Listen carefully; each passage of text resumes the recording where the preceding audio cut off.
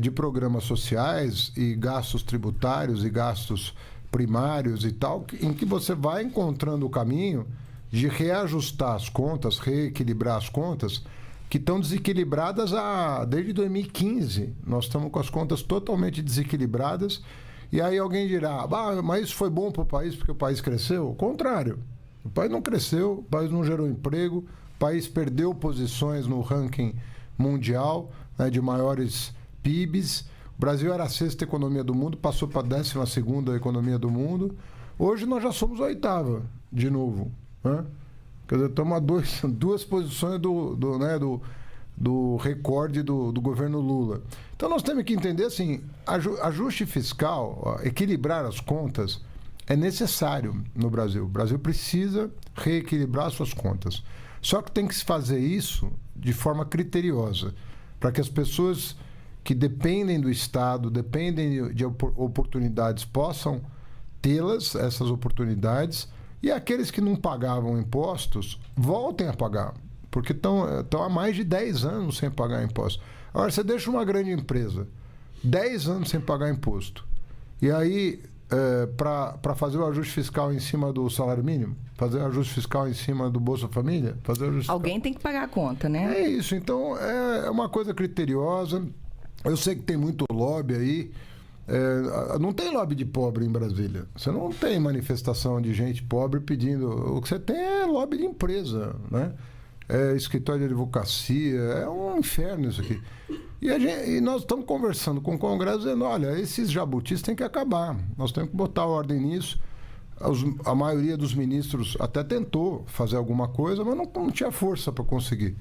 E nós estamos tendo a energia necessária e a compreensão necessária do Congresso de que essa fase terminou. Essa fase da pauta-bomba, do jabuti, do favor, ele tem que terminar em busca de mais transparência, de oferecer apoio para quem precisa, e há empresas que precisam de apoio.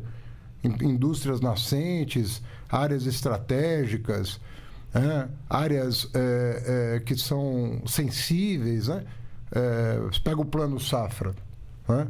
O Brasil é o maior produtor de alimentos do mundo, um dos maiores produtores de alimentos do mundo. Agora nós nos tornamos o maior exportador de produtos alimentícios industrializados.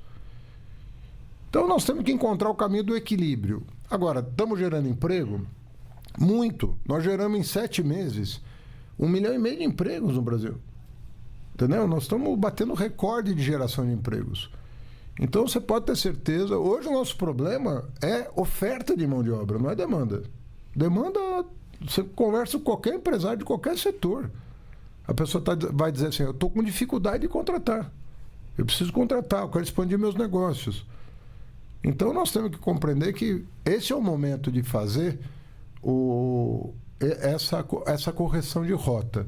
A economia vai crescer mais de 3% esse ano, tá certo?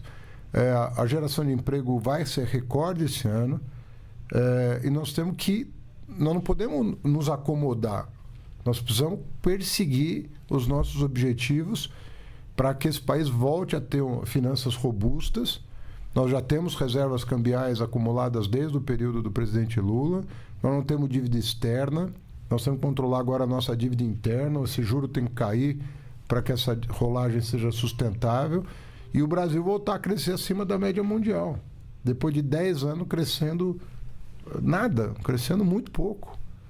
Então eu estou otimista com a economia brasileira. Eu acho que nós temos tudo. E eu sempre digo, sem subestimar os problemas e os desafios. Eles existem, todo mundo tem diagnóstico sobre quais são. Nós temos que endereçar novas medidas. Cada ano é um processo de revisão, é um processo de amadurecimento, inclusive político, porque as pessoas às vezes reagem a mudanças necessárias e é natural. Numa democracia ninguém impõe a sua vontade, mas nós vamos construindo consensos como o de ontem. O de ontem foi muito difícil. Mais de 10 anos tentando rever isso e ninguém conseguia. E chegou o momento, envolvendo aí o Supremo, envolvendo o Senado, a Câmara, chegou o momento de pôr ordem nesse programa que custou mais de 200 bilhões de reais. Ministro, ontem a votação foi bem tarde e um dos pontos, eu até achei que tinha visto notícias de que teriam ficado destaques para hoje, mas aí Chico Prado aqui deu um auxílio luxuoso e disse que a fatura foi liquidada. Então, queria saber o seguinte, em relação ao dinheiro esquecido, né, que era ali um impasse, estavam pensando em emenda de redação, dinheiro esquecido nos bancos para compensar essa perda de arrecadação. Como é que ficou resolvido? Não, ficou bem resolvido ali. Nós fizemos esse projeto não é do governo. Esse projeto foi construído no Senado para atender uma determinação do Supremo Tribunal Federal. Então não foi um projeto do Executivo. O que o Executivo fez, como faz sempre, é dar, sobretudo o Ministério da Fazenda, é dar o apoio técnico e fazer a mediação necessária para o projeto sair do outro lado da piscina organizado, né? Então, é isso que nós fizemos. Houve uma objeção do Banco Central em relação à redação que veio do Senado. Era um problema de redação. Nós construímos uma redação que nos parece atender a demanda do Banco Central e, ao mesmo tempo, atender o desejo do Senado de compensar aquilo que foi determinação do Judiciário. É uma construção, uma engenharia jurídica delicada que nós agimos como coadjuvantes, no caso, porque as propostas que a Fazenda encaminhou para o Congresso foram devolvidas. Aí o presidente Lula falou, olha, nós estamos aqui com uma decisão judicial, alguém tem que resolver o problema. Então nós demos esse apoio técnico, Tesouro, Receita Federal, Secretaria Executiva, todo mundo se engajou para encontrar a solução. Eu acredito que nós encontramos uma solução que, pelo menos para 24, talvez para mais, a depender aí do resultado dos programas que o Senado criou. O Senado criou vários programas. Repatriação de recursos, atualização de valores imobiliários. Né? Você tem uma casa declarada por R$100 mil, que custa R$1 milhão, você vai poder, pagando 4% da diferença, atualizar o valor no teu imposto de renda, uma empresa vai poder fazer isso. E há uma expectativa no Senado de que a arrecadação desse programa venha a suprir as necessidades da compensação. Vamos ver. Nós estamos torcendo para tudo dar certo, para não ter que revisitar esse assunto. Mas nós vamos botar, assim que o presidente sancionar, nós vamos soltar a regulamentação. Em 60 dias nós vamos ter clareza do que aconteceu, torcendo para dar tudo certo e, na falta da compensação, nós vamos voltar à mesa de negociação sempre com o mesmo objetivo, fazer justiça tributária, não fazendo o ajuste e recair sobre quem não pode contribuir mais do que já está contribuindo. Porque no Brasil, você sabe, né? O pobre é o que mais paga imposto proporcionalmente à renda. E isso precisa ser revertido. É um dos países do mundo mais injustos do ponto de vista tributário. Sem dúvida, ministro. Vamos começar a viajar o país, então? Claro. Então, vamos embora. Então, vamos direto aqui para o ladinho, para os estúdios da Rádio Nacional. E aí a gente fala com a Rádio Nacional da Amazônia, Brasília, Alto Solimões, Rio de Janeiro, com o nosso Walter Lima. Bom dia, Walter. Olá, Karine. Bom dia. Muito bom dia também, ministro Haddad. Bem, ministro, para que o Brasil se posicionasse no rumo certo do desenvolvimento socioeconômico sustentável, que trabalho precisou ser feito com os índices da inflação e também o do desemprego, ministro Haddad? Eu perdi a pergunta. O que... Eu torno a fazê-la. Não, eu entendi a exposição, a pergunta. Exatamente. Para que o Brasil pudesse se posicionar no rumo certo do desenvolvimento econômico sustentável, que trabalho precisou ser feito com os índices da inflação e também o do desemprego? Olha, na verdade, tem um indicador que é a soma da inflação com o desemprego, né? Inflação é ruim, desemprego é ruim. Quando você soma os dois números, você tem um indicador de mal-estar, vamos dizer assim, né? Quando o desemprego está muito baixo, mas a inflação está muito alta, é ruim. Quando o contrário acontece, é muito ruim também. E quando a inflação está alta, o desemprego está alto, é o pior dos mundos, não é isso? nós estamos no melhor dos mundos. Quando você soma esses dois indicadores, nesse momento, nós estamos na série histórica, você está numa das melhores situações. O desemprego na série histórica é um dos mais baixos e a inflação está baixa. Né? Saiu o dado aí de deflação do mês passado, por exemplo. Isso, de novo, né? Quando você tem indicadores desse... Você celebra, você comemora, mas economia, assim, você está numa estrada, né? E você não conhece a estrada. Você não sabe o que vai acontecer na próxima curva. Você não sabe exatamente em que estrada você está. São muitas variáveis naturais, políticas, geopolíticas. Né? Você tem mudança climática, você tem guerra no Oriente Médio, você tem tensões na Ásia, você tem eleições em países estratégicos, você tem problemas internos, políticos, pode acontecer uma desarmonia entre os poderes. Então você não sabe muito bem o traçado da estrada que você tem pela frente. Então é óbvio que você tem toda a legitimidade de comemorar. O PIB está crescendo, o desemprego está baixo, a inflação está baixa, está sob controle. Mas sempre você tem que estar atento à próxima curva, porque você não sabe o desafio que você vai ter que enfrentar. Então você tem que ir preparando, na medida do possível, na medida que a economia, enquanto ciência, te permite, né, antecipar problemas, você vai tomando as medidas necessárias para manter o curso certo. Agora, o que eu acredito que está sendo feito de importante é que nós estamos fazendo reformas estruturais que foram deixadas de lado. Pega o caso da reforma tributária. 40 anos de tentativa. Foram inúmeras tentativas, inclusive de governos nossos. Né? O presidente Lula mesmo, acho que tentou 2 ou 3 vezes fazer uma reforma tributária. E agora, no seu terceiro mandato, ele logrou êxito em fazer a maior reforma tributária. E se levar em consideração o regime democrático, nunca nós conseguimos fazer uma reforma dessa envergadura negociando com partidos tão diferentes quanto, né, com exceção do Bolsonaro, que lutou contra, né, foi lá para o Senado, para a Câmara, fez o PL votar contra a reforma tributária, mas foi a única liderança do país, se é que esse nome cabe, que é uma pessoa com dificuldades assim, de compreensão da realidade brasileira, mas ainda assim, mesmo gente do partido dele acabou votando a favor da reforma tributária. Porque falou, olha, loucura tem limite, pô, nós estamos há 40 anos tentando fazer uma coisa. Vem você aqui, de última hora, você nem sabe do que você está falando, pede para a gente votar contra, e aí teve gente do PL que votou a favor da reforma tributária. Então, olha o placar da reforma tributária. Foi uma coisa muito importante. Então você tem o marco fiscal, né, o novo arcabouço fiscal, que é um arcabouço inovador, respeitado, elogiado mundo afora, celebrado pelos organismos internacionais, pelas agências de risco, desafiador do ponto de vista do cumprimento das suas regras. E ontem foi uma vitória importante, né, dessa direção que está sendo tomada. É isso que vai gerar prosperidade, crescimento com baixa inflação. Crescimento é mais emprego, mas tem que ter baixa inflação.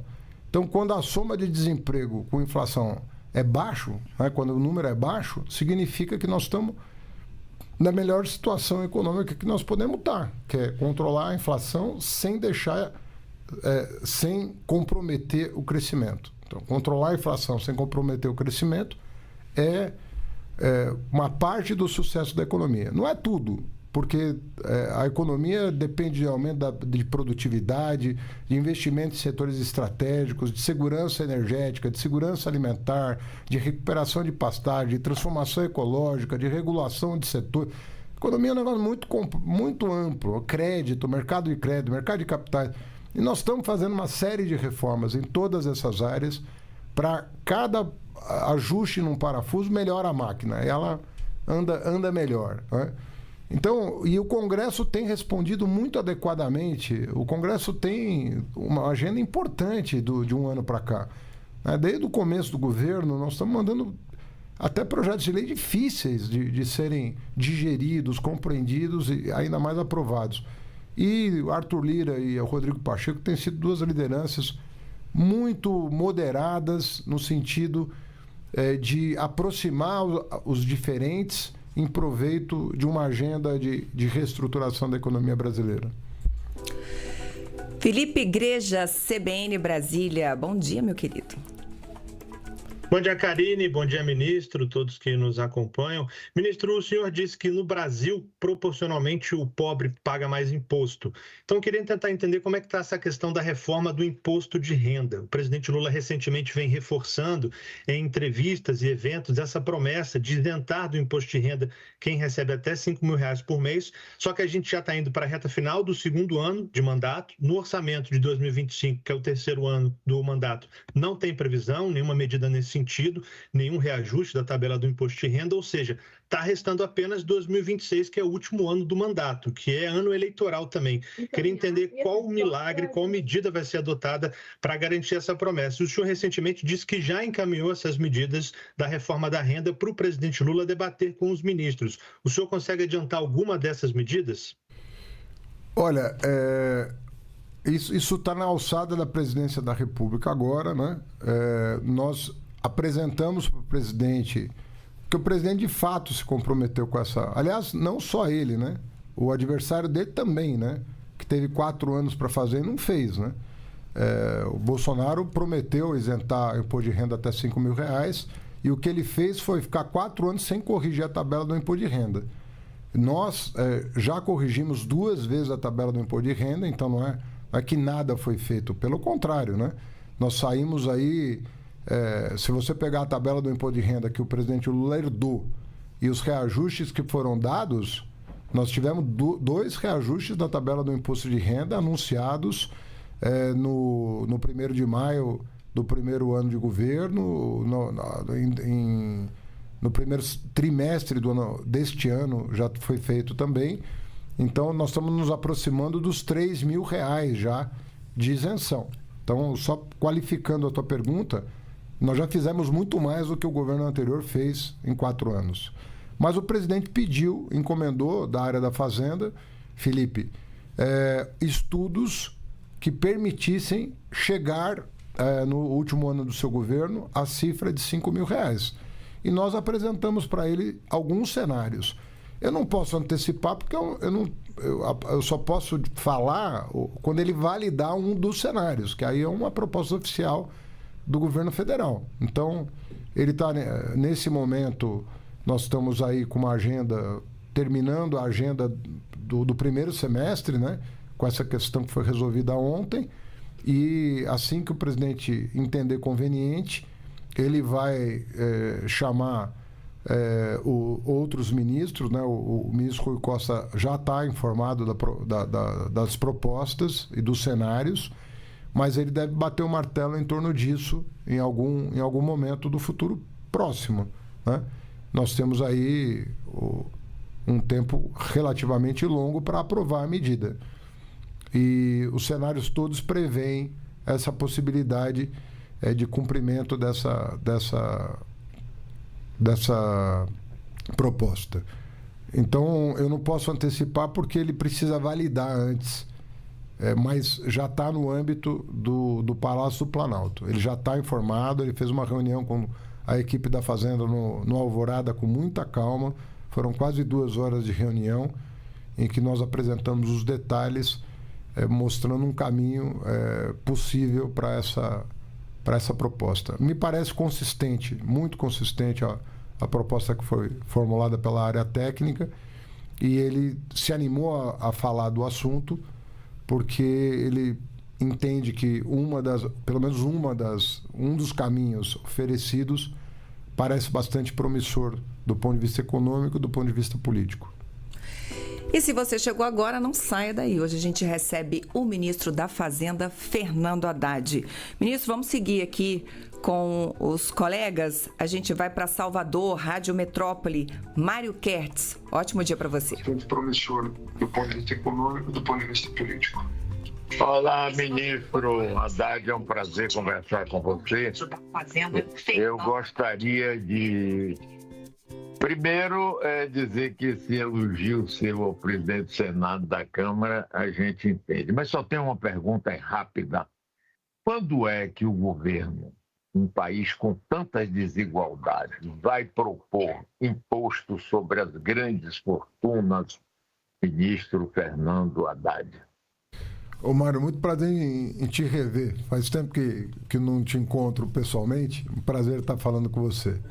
Mas, Mário, nós no G20, o problema de taxar grandes fortunas é que as tentativas que já foram feitas mundo afora nem sempre produziram os melhores resultados, não porque seja injusto, mas porque, do ponto de vista prático, você tem fuga de capital, você tem mudança de domicílio fiscal. Nem todo super rico, você deve imaginar, está disposto a pagar imposto, né? Em geral, essa turma tem uma certa dificuldade em encarar o fisco. Então, houve tentativas nesse sentido que não deram o resultado esperado, né? Embora todo mundo que você pergunte fala, não, é óbvio que o super rico tem que pagar imposto, tem que ter a sua justa contribuição para o planeta, para o país e para tudo mais. O que nós fizemos? Nós levamos para o âmbito do G20 a proposta. Nós levamos para o G20 para que esse imposto sobre riqueza seja um tributo cobrado internacionalmente. Não importa onde a pessoa esteja residindo, se ela tem bilhões de dólares, ela tem que ser tributada, não importa para que país ela pague o tributo. Ela escolhe um país para morar, ela vai pagar aquele tributo para aquele país. Se ela mudar, ela não vai escapar do tributo, ela vai pagar para outro país. Então, a dinâmica do G20 foi passar a discutir tributação sobre indivíduos e não só sobre empresas, né, como os pilares da OCDE, né, o 1 e 2, prevêem, né, que é você ter uma taxação sobre Big Techs, por exemplo. As Big Techs atuam no mundo inteiro e nem sempre pagam os impostos devidos. Então está sendo feita uma tributação internacional para que cada país consiga cobrar a sua justa parte na riqueza produzida por uma Big Tech. A mesma coisa está sendo pensada para o caso de indivíduos super ricos, indivíduos que têm patrimônio de bilhões de dólares. Os 20 países do G20 assinaram um comunicado aqui no Rio de Janeiro, né, na terceira reunião dos ministros de finanças. O Brasil preside, né, o G20, eu presido o track financeiro, o Mauro Vieira preside o dos diplomatas, e vai ter uma cúpula agora no final do ano com todos os chefes de Estado. Aí não são os ministros, são os próprios presidentes ou primeiros ministros que vão estar no Rio de Janeiro, na grande cúpula. E eu espero que essa proposta seja aprovada. É fácil implementar? Outro dia eu vi uma entrevista do Bill Gates para um jornal brasileiro dizendo que era a favor que, se ele desenhasse o sistema tributário, ele próprio seria menos rico do que ele é, ou seja, ele entende a injustiça do sistema tributário mundo afora, mas ele vê dificuldade de implementação, né? E a tarefa da política é construir as saídas para isso. Então, o Brasil teve um grande mérito de levar essa proposta, inclusive com prêmios Nobel de Economia apoiando a proposta. O Stiglitz participou, a Esther Duflo participou, o Zuckman participou, que é do grupo lá do Piketty, pessoas ilustradas mesmo, muito comprometidas com as mudanças econômicas necessárias para enfrentar a crise climática, para enfrentar fome, pobreza. E tecnicamente, as propostas, mais de uma, né, porque tem vários desenhos possíveis, elas passaram pelo crivo dos técnicos dos países do G20. Então, nós temos um caminho. É simples? Não é simples. É uma construção difícil, né? Porque há também muita resistência. Às vezes a pessoa apoia da boca para fora, né? Mas o que a pessoa puder fazer para impedir isso, ela tende a tentar, pelo menos. Então, é uma construção complexa sempre. Mas o mundo está precisando de ideias novas, porque os desafios que estão colocados são novos e bastante significativos. Ministro, sem querer me alongar, porque a gente está com uma fila grande aí de colegas para perguntar, mas quando o senhor fala nisso, que é preciso que essa proposta, né, avance, por exemplo, no âmbito do G20, a gente está dizendo que ela só é viável desse jeito? Os países individualmente, eles podem ir nessa direção ou só é viável se houver aí um acordo global? Eu vejo dificuldade numa proposta isolada. Eu vejo alguma dificuldade. Você tem aqui a experiência concreta, né? De quando você tenta cercar por um lado, o contribuinte foge por outro, né? Você tem vários magnatas brasileiros, né, que fizeram planejamento tributário para não pagar. O Brasil tem um dos menores tributos sobre herança do mundo. Um dos menores. E tem vários magnatas brasileiros que, antes de morrer, fizeram um planejamento tributário para não pagar nada. Quer dizer, nem o pouco que o Brasil cobra, o sujeito se dispôs a pagar. Então, a pessoa faz uma fortuna num país, deve todo o seu patrimônio ao país, né, em que ele residiu o tempo todo, fez um patrimônio que vai para 10 gerações, para 20 gerações, um patrimônio infindável. E não tem, às vezes, o desejo de deixar para a comunidade, que é a grande responsável por tudo que ele construiu, para a sua comunidade, para o seu país, os 4% que o Brasil cobra, contra 40% de outros países. Ô, ministro, eu estou levando bronca aqui da minha diretora Ellen Bernardi, porque a gente está cheio de gente para perguntar, então vamos